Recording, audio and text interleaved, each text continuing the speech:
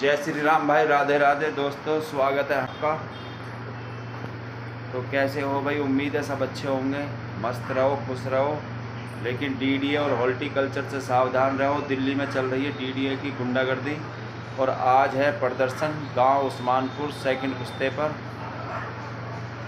तो जो भाई ये सरकार ने चला रखा है अभियान कि जितनी भी कॉलोनी है, जमुना के किनारे किनारे जितने भी गांव हैं, सबे हटा दो और सबे साफ़ करके पब्लिक को भगा दो यहाँ से, दिल्ली से। भाई कहीं हमने अब तक तो देखा नहीं है कि गांव कभी हटते हैं कहीं से। गांव कभी नहीं हटते। गांव शहर से 20 या 30 साल पीछे होते हैं और गांव नहीं रहेंगे तो पब्लिक कहाँ जाएगी? कॉलोनियाँ तोड़ दी जाएंगी। पहले तो इन्हें बनवाते हैं ये कॉलोनियों को, डीडीए और एमसीडी बनवाती है इन्हें, पहले तो ले दे करके पैसा, फिर अपनी जेब भर के और अपने घरों में अपने बच्चों के लिए 2 नंबर का माल भर के फिर इन्हें तुड़वाने का भी प्रोग्राम यही करते हैं। तो देखते रहिए, दिखाएंगे भाई आज, क्योंकि आज है प्रदर्शन उस्मानपुर गांव में। वही लग रही है मैडम कपड़े वपड़े धोना। तो कुछ कहना चाहोगी? सारी दुनिया आ रही है, जगह जगह पे सब सारे गांव इकट्ठे होंगे जितने भी है। जाओ आप भी, हम तो हमें करना ही करते रहेंगे। वो तो पूरे रोज को काम है, जो काम जरूरी है वो करना चाहिए। वो क्या हो जल्दी से, ये क्या चला, बच्चे नई जगह पे भी जाएंगे। चलो भाई चलते हैं प्रदर्शन में आज।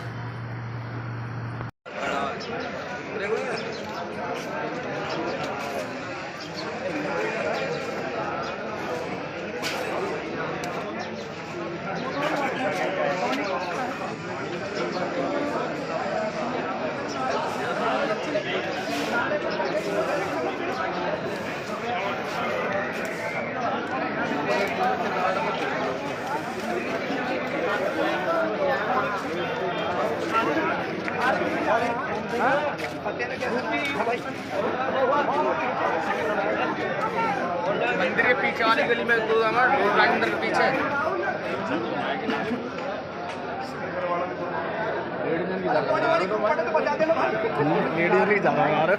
सबकी बनानी पड़े।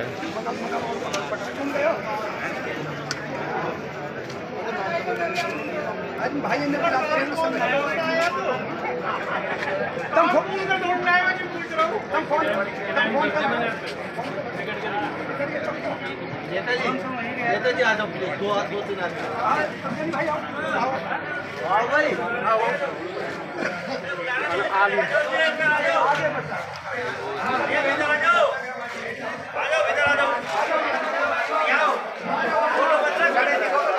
अंदर में चलो ना, अंदर आ जाओ। अरे यही कर देंगे, यही पीछे नहीं कर लो भाई, आ जाओ चलो भाई, चलो नीचे जाओ भाई, खड़ा कर रहे हैं। हाँ कोई बात नहीं। ये सरकार को उस टाइम नहीं सोचा जाता, लेकिन ये कमाई का पूरी अपने मकानों में रहने के लिए, घर बनाने के लिए लगा दिया पूरी। अगर टूटता है तो ये हज़ारों जो पब्लिक है यहाँ से कहाँ जाएंगे?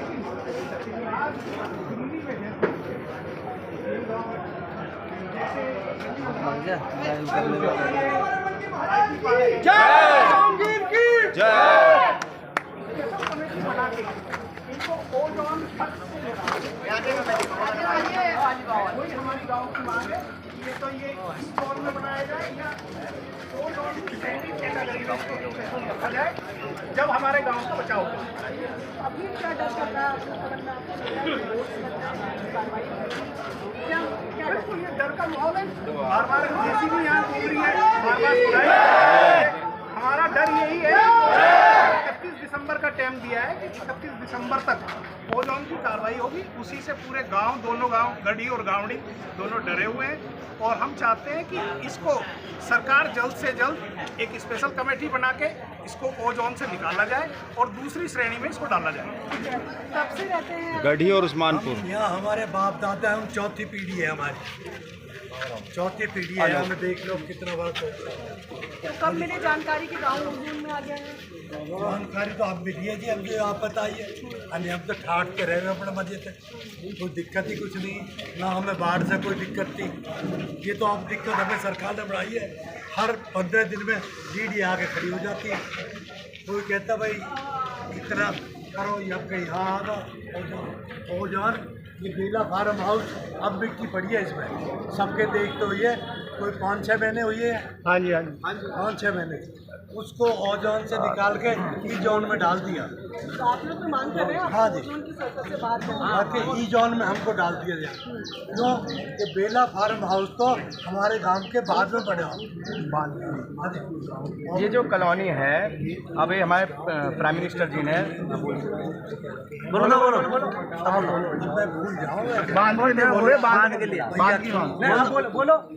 भूल जाऊँ तो हमारी सिर्फ एक यही बात है कि हमको ई जान में, और हमारा जो है यहाँ जो है हम 400 साल से बचे हुए हैं, हमको यहीं बसा है, हमें कोई बाढ़ से कोई दिक्कत नहीं, कोई दिक्कत नहीं है। नहीं जोन से बाहर है क्या? हमारे जो प्राइम मिनिस्टर हैं 2019 में उन्होंने 1731 कॉलोनी पास की गई, उसमें ये कॉलोनी भी थी।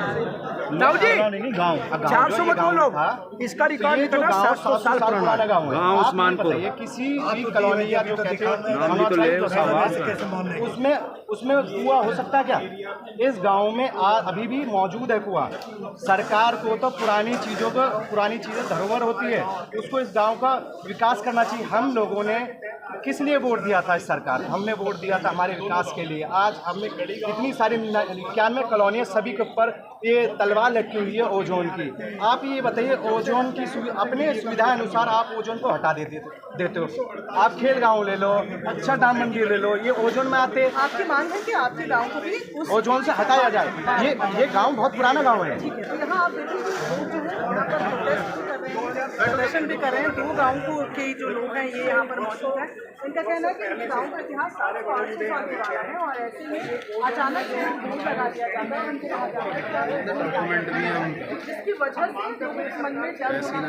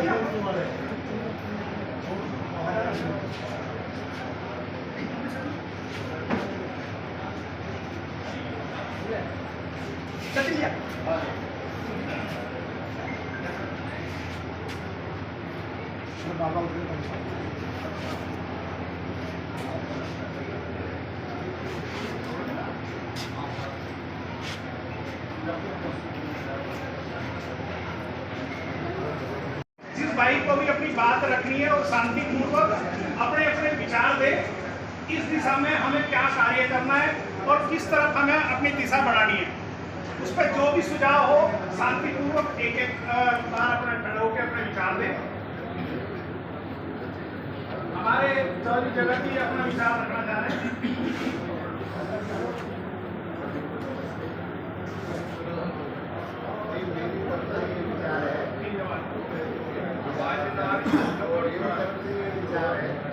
हमारा चुना हुआ विधायक और ऊपर से नीचे तक तीनों बीजेपी की पार्टी बैठी है और हमारा विधायक बीजेपी का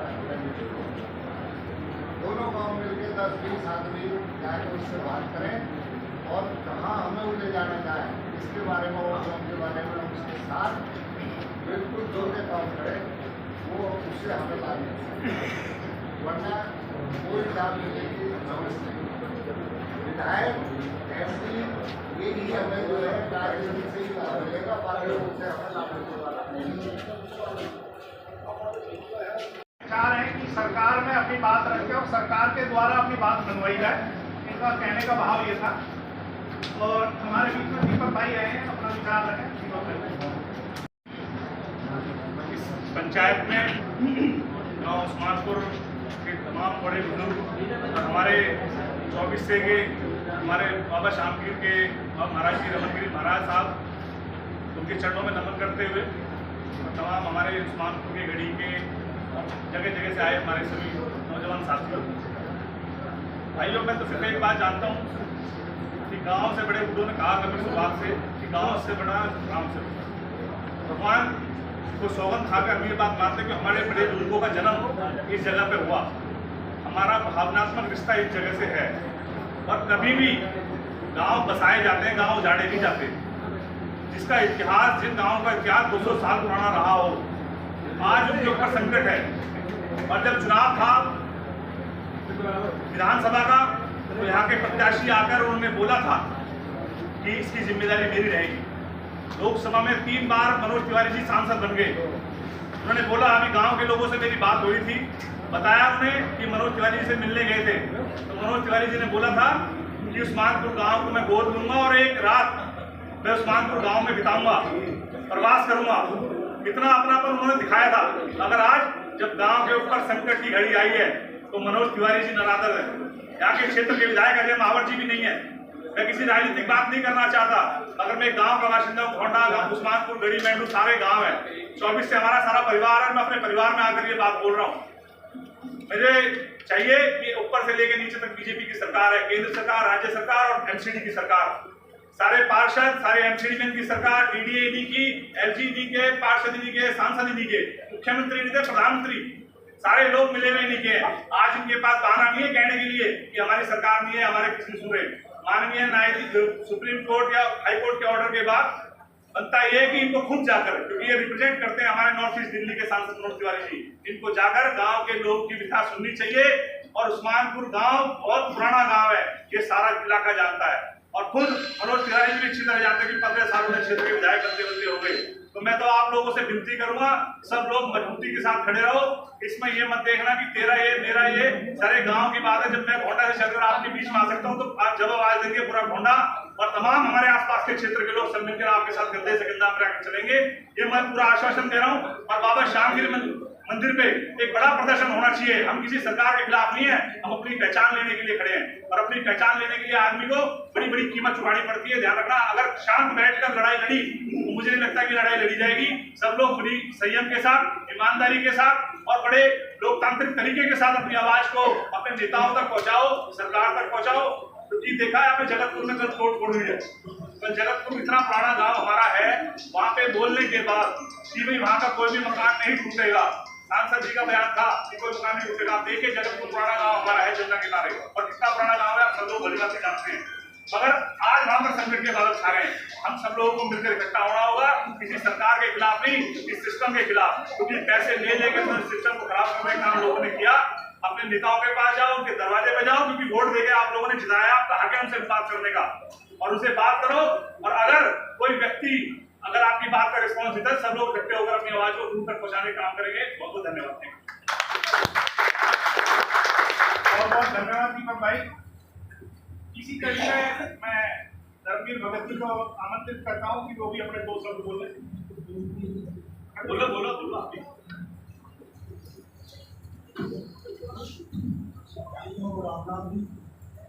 और मेरा तो ये विषय नहीं, मैं भी इसी काम से भाषण करके हमारे तो बाबा में 700 साल पुराना गाँव है और उसको हमारी यही है कि जब मेला भारत हाउस को जान से निकाला जाता है, मेरे गाँव को अक्षरधाम मंदिर को, तो इसी में ऐसी करवाते जो गाँवों के लिए सरकार के लिए और सोनपुर हाथ करिए और पुराने गाँव में लोग तो यही है कि भाई सोच सके रिक्वेस्ट ही कर सकते हैं सरकार से। लड़ाई तो बाद में लड़ेंगे, पहले तो रिक्वेस्ट का काम हो जाए और लड़ाई की लगी जाए। जो है हमारे कहने को लगी है कि हमारे काम का जो है ई जॉन में डाला जाए और हमको बहुत सारा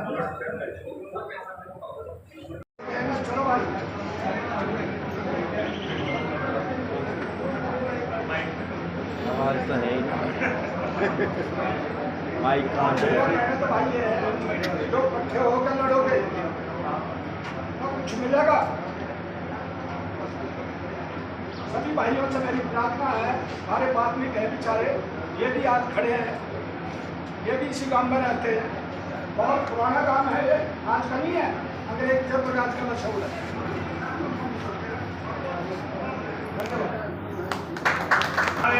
गली में गड़ी से राजू भाई आए, अपने विचार रखें।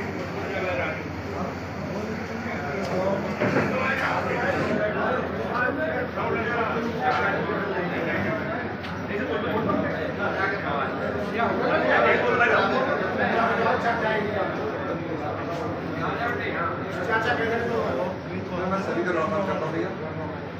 हमारा भी 700 साल का पुराना गांव है। भगत जी ने सही कहा, सब एकजुट होंगे, विधायक से साथ सबसे छोड़ के साथ इकट्ठे हो चलो, जो भी कहते हैं उनसे लड़ाई लड़ेंगे, बोलेंगे जैसे भी, फिर अपने आप बाद में देखेंगे जो भी होगा। एक दिन का वो जॉन से निकालो, और कोई दिक्कत नहीं है, और कोई सुविधा चाहिए ना, वो जॉन से निकालो बस, और कोई दिक्कत नहीं है।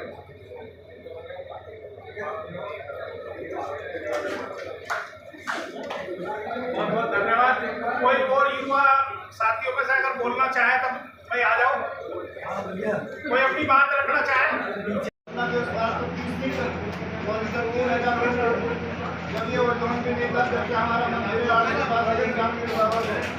हमारे मंदिर को भी ओजोन में लगा दिया, हमारे साथ में IT पार्क उसमें निकाल दिया, हमारी मंदिर की हुई जमीनें बेला फार्म मंदिर में गिर दिया दिल्ली पुलिस को, उसने भी वो हटा दिया वो जो खाली हमारे भक्तों के लिए, हमारे गांव वालों के लिए, क्षेत्र वालों के लिए और मंदिर के लिए हो जो ये बहुत गलत है और ये बिल्कुल सहन करने वाली बात नहीं है।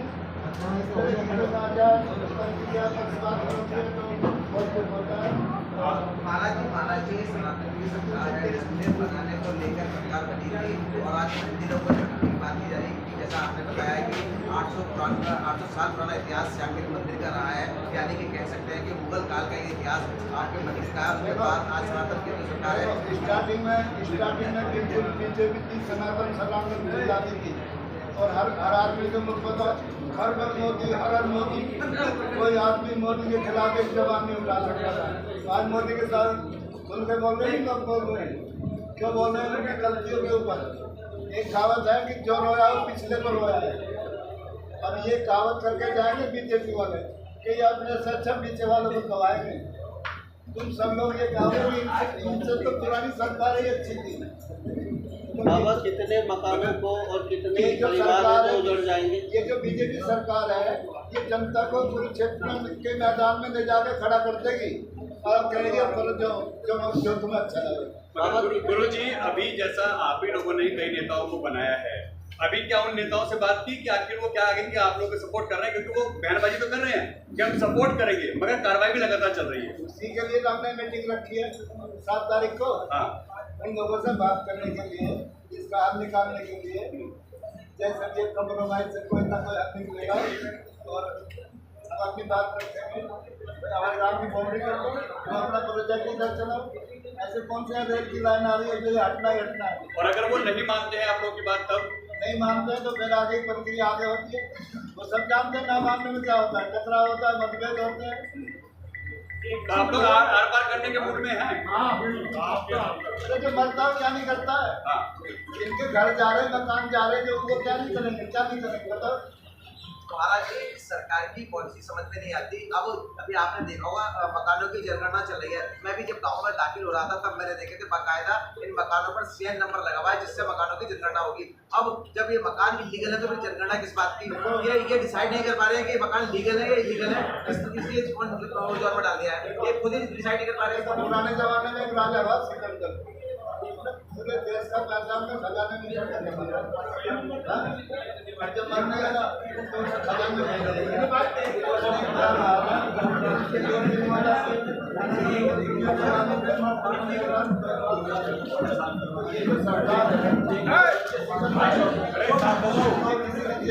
नहीं छोड़ेगी, ये किसी को कमाने खाने नहीं देगी ये सरकार। ये सिकंदर बन गई है, सारा पैसा अपने अंदर रखेगी। सब दुनिया सड़कों पर आने वाली है। इतने टैक्स इतने टैक्स इतना ये दुनिया का धंधे ठप दुनिया सड़कों पर आएगी। हम जब देखना चाहोगा आपको बता दूं कि अभी हमारे जो कि एक हिंदुस्तान का अधिकार है कि जिसकी जमीन एक बार होगी उसके लिए प्लॉट की एक पर्ची मिलेगी। एक आदमी आज हमारे पूरे जितने क्षेत्र की जमीन गई है उनको सबको 2000 साल की पर्ची मिली। एक सर्वे हुआ कि जिस पर मकान है उसको एक प्लॉट अलॉटमेंट नहीं होगी। वो पर्ची ये कह के कैंसिल कर दी गई कि आप पे मकान है। आज हमारे मकानों पे भी दबाव लगी हुई है। वो प्लॉट तो कैंसिल किए ही किए सरकार ने।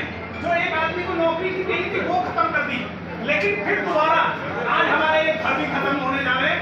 इस उसमें फ्लोर पे हम जो 7 तारीख को 10 बजे एक महापंचायत करने जा रहे हैं शामली मंदिर पे गुरु रमन गिरी के आशीर्वाद से। आज वाले साहब का यही सवाल है, जैसे कि मैंने आपको बताया सरकार की पॉलिसी समझ नहीं आती। मकानों को इलीगल मकान है क्यों किया गया, जनगणना मकानों की की जा रही है, मतलब एक इलीगल है वो जोर बढ़ाते हैं। अब आप कहते हैं कि मकानों की जनगणना हो रही है, अब जब टूट जाएंगे तो जनगणना कहाँ से? प्रधानमंत्री योजना के तहत इनकी रजिस्ट्री खोली गई है, इनसे पैसे लिए गए हैं और सब नफाई हो रही है, सब मकानों में नंबर डले हैं। बीजेपी लेकिन मकान चुप नहीं बैठेंगे, ईंट से ईंट बजा के छोड़ेंगे। अपने मकानों के लिए अगर जान भी देनी पड़ी तो जान लेके तैयार हो। उन्हीं नेताओं के साथ तो आप लोग रहते हो, तो नेताओं से लड़ पाओगे? बिल्कुल, हमारा अधिकार भी उन्हीं नेताओं से। हम अपने नेताओं से लड़ेंगे भी अपने हक के लिए। अगर नेताओं को जरूरत जब हमारी पड़ती है तो हम रात दिन उनके लिए कंधे से कंधा मिला के चलते हैं, लेकिन जब कुछ मांगने की टाइम आएगा तो उन्हीं नेताओं से ये भी कहा जाएगा कि अगर आज आपने नहीं दिया तो कल हम आपके साथ नहीं है। जैसे अजय महावर जी से हमने कहा, अजय महावर जी एलजी के वहाँ लेके गए, रमेश बिजुड़ी जी के लेके गए, बहुत प्रयास किया उन्होंने किया। जैसे कि जमुना के उधर एक दीवार लगाई जा रही है उन्हें बचाने के लिए, अजय महावर जी ने विधानसभा में भी उठाया। मुझे भी परसों उन्होंने सारे पेपर भेजे कि मैं ये कार्रवाई कर रहा हूँ, बीसी के यहाँ जा रहा हूँ, डीडीए में जा रहा हूँ। उनके उन जवाबों से हम थोड़े संतुष्ट हुए, इसीलिए गुरुजी ने एक आह्वान किया है कि पहले हम अपने जन प्रतिनिधि से बात करें कि भाई वो हमारे कहाँ तक मदद कर पाएंगे। अगर वो जवाब देते हैं कि हम मदद से मजबूर हैं तो फिर हम अपना अगला कार्रवाई देखेंगे। जब आम आदमी पार्टी पूर्ण बहुमत से आई थी उस समय भी हमारे यहाँ पे बीजेपी सरकार हम लेके आए थे, उसकी एक विधायक बने थे अजय महावर। ये लगा लो हम पूरे सपोर्ट से आके बीजेपी के साथ खड़े थे। अगर हम मौजूद में हैं तो हमारी जमीन जब कल को यहाँ से ले गई तो वो क्यों चली गई? अगर हम मौजूद में तो हमारी जमीन मजलूम है। मैं कह रहा एक तो गिरफ्तारी दे लो बस में जा बैठे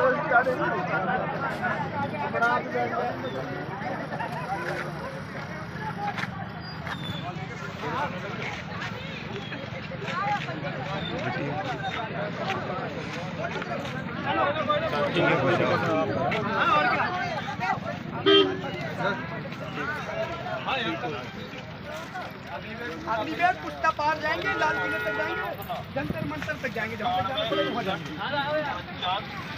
जाने में क्या दिक्कत है, रोड जाम मत करो, बस जहाँ मर्जी चलो। कह रही है जंतर मंतर आज चलो भाई,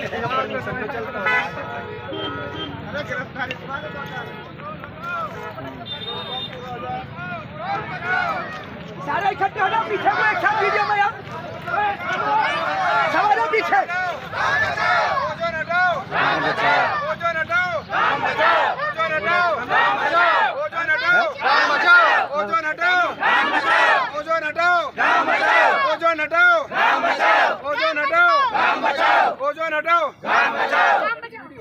चलो सभी का बहुत धन्यवाद।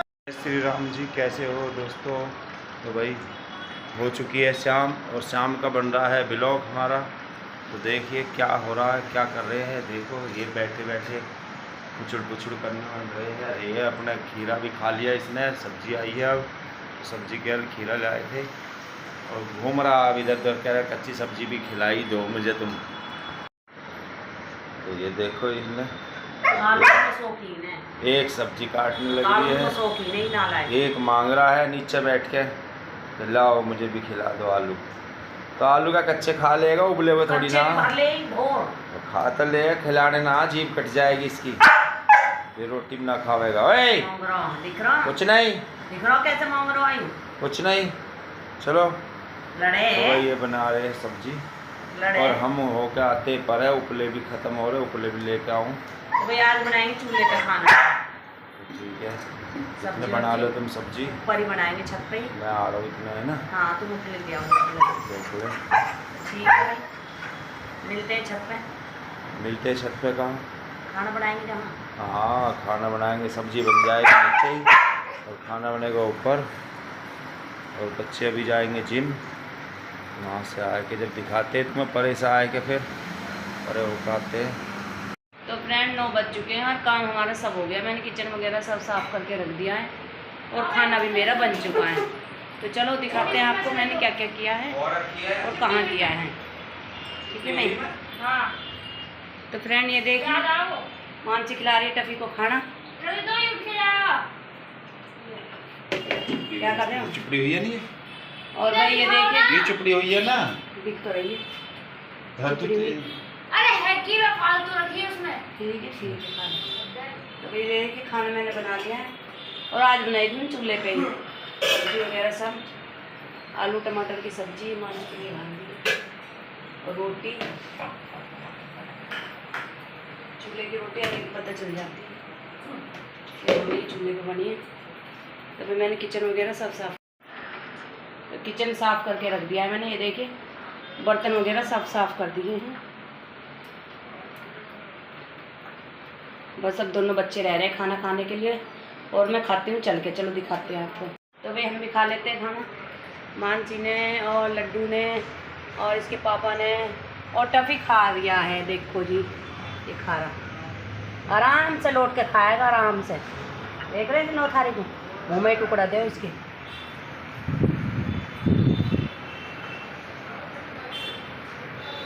देख सकते हो आप कैसा है, नालायक है पूरा। और भाई मैंने भी खाना लगा लिया है अपने इधर का। तो चलो खाते हैं खाना, तो दिखाते हैं आपको कैसे करेंगे और बाकी।